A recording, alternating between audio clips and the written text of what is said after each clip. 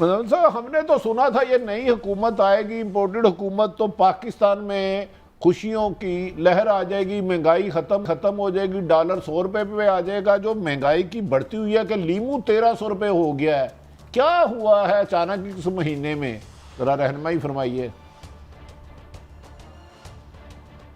आरिफ साहब, अगर आपकी कोई चीज को मैं आके कब्जा कर लूं तो जिस तरीके से वो चीज़ आप चलाते थे मैं उस तरीके से चला पाऊंगा?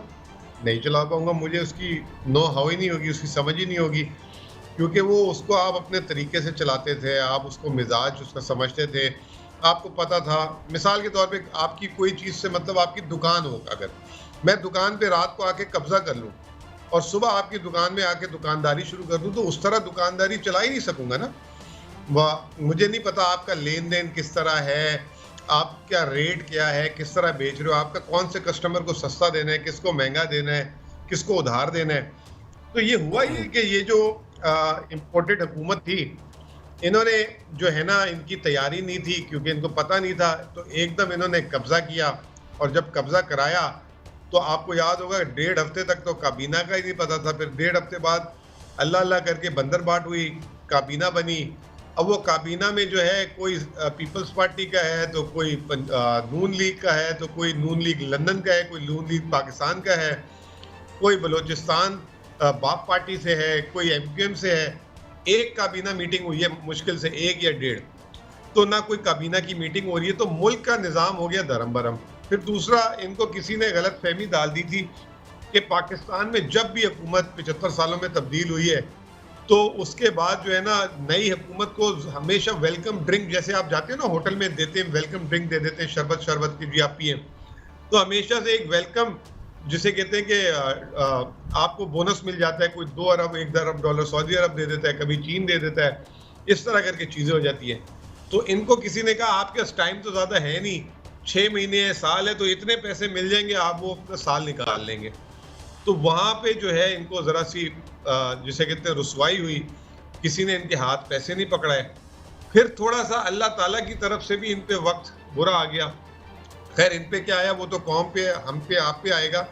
जिस दिन हम हुकूमत छोड़ के गए थे या हमसे कब्जा हुआ था, तो उस दिन डीजल पे हुकूमत अपनी जेब से 15 रुपये लीटर दे रही थी।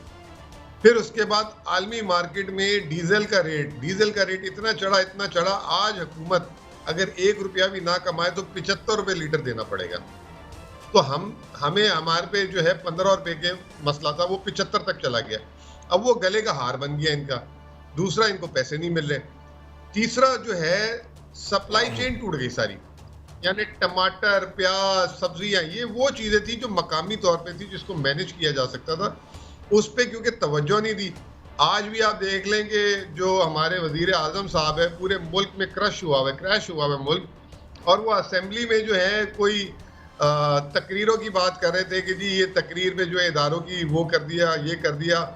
तो उनके जहन में अभी भी पॉलिटिक्स और अपने जो है मुखालिफ को जो है ना चित करना लगा हुआ है, बजाय ये कि जो उन्होंने जिम्मेदारी ली है उसकी तरफ उनका रत्ती भर भी, जिसे कहते हैं। अच्छा मुजम्मिल साहब, यही बात मैं गुजारिश है कि जो ये दावे कर रहे थे हम आके डॉलर कम कर देंगे, पेट्रोल कम कर देंगे, अब तो रोजमर्रा की अशिया, इवन के गंदम तो सब्जी नहीं खरीदी, क्या इनमें अहलियत है कि ये आइंदा आने वाले 15-20 दिन में आवाम के लिए कोई रिलीफ दे सके? आप क्या समझते हैं? देखें, एहलियत जो है ना, उसका दारोमदार होता है आप फैसला करने में कितने मजबूत है, आपकी पॉलिटिकल विल क्या है। असल में मैंने जो सबसे बड़ी कमी पाई है इनके अंदर फैसला करने की, जिसे कहते हैं ना कि,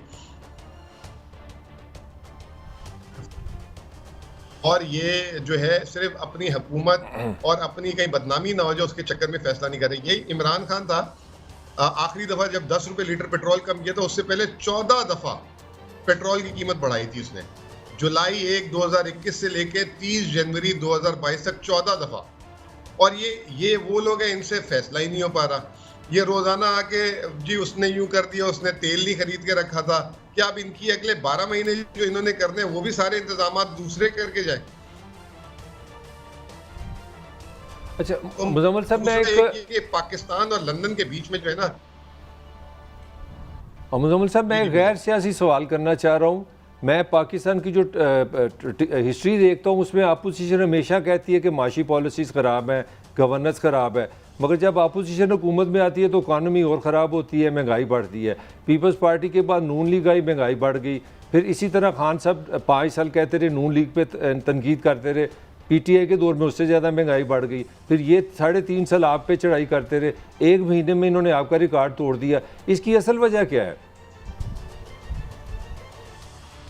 सर इसकी असल वजह ये कि तमाम के तमाम लोग जो है ना, अभी तो हमारा 1 महीना हुआ है, हमने तो अभी तक आपकी इमरान खान के किसी एक जलसे में बता दें कि उन्होंने इनकी माशी पॉलिसी, अभी तक तो इन्होंने पॉलिसी नहीं दी। देखें 12 महीने 13 महीने की मैक्सिमम हुकूमत थी अगर टर्म पूरा करते हैं, और अगर 3 महीने की तो उसमें से 4 हफ्ते निकल के अभी तक अपनी पॉलिसी नहीं दे पा रहे। इमरान खान की कोई एक तकरीर मुझे निकाल के दे दें कि इनके 4 हफ्ते की कारकर्दगी पे कोई बात की हो उसने।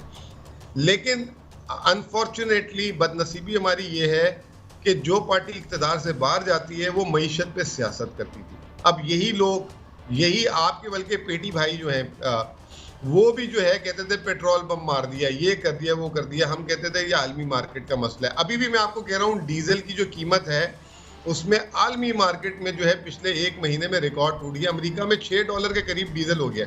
वहाँ पे लोगों की जो है जिसे कहते हैं कि मुश्किल हो गई है। तो पाकिस्तान को ये मुश्किल फैसले करने होंगे, लेकिन मैं माजरत के साथ आपको कहूँगा कि ये मुश्किल फैसले करने वाली हुकूमत नहीं है, और इनके साथ टाइम थोड़ा रह गया है। IMF ने आज रात को पहुँचना था 10 तारीख को, उन्होंने इनकार कर दिया आने से। उन्होंने कहा 15 तारीख तक अगर आपने तेल, बिजली और ये चीज़ें कर ली तो 18 को फिर दोहा में मुलाकात करेंगे मुज़ाकरात के लिए।